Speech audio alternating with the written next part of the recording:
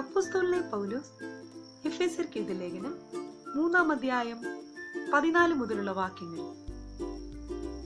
അത് നിമിത്തം ഞാൻ സ്വർഗത്തിലും ഭൂമിയിലുമുള്ള സകല കുടുംബത്തിനും പേർ വരുവാൻ കാരണമായ പിതാവിന്റെ സന്നിധിയിൽ മുട്ടുകുത്തുന്നു.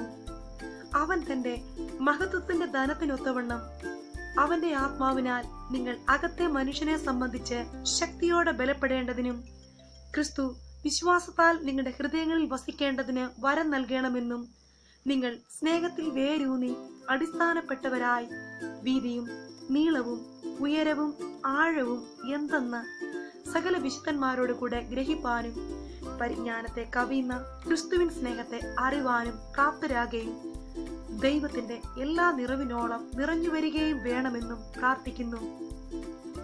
എന്നാൽ നാം ചോദിക്കുന്നതിലും നനയ്ക്കുന്നതിലും അത്യന്തം പരമായി ചെയ്യുവാൻ നമ്മിൽ വ്യാപരിക്കുന്ന ശക്തിയാൽ കഴിയുന്നവന് സഭയിലും ക്രിസ്തുവേശുവിലും എന്നേക്കും തലമുറ മഹത്വമുണ്ടാകട്ടെ. ആമേൻ.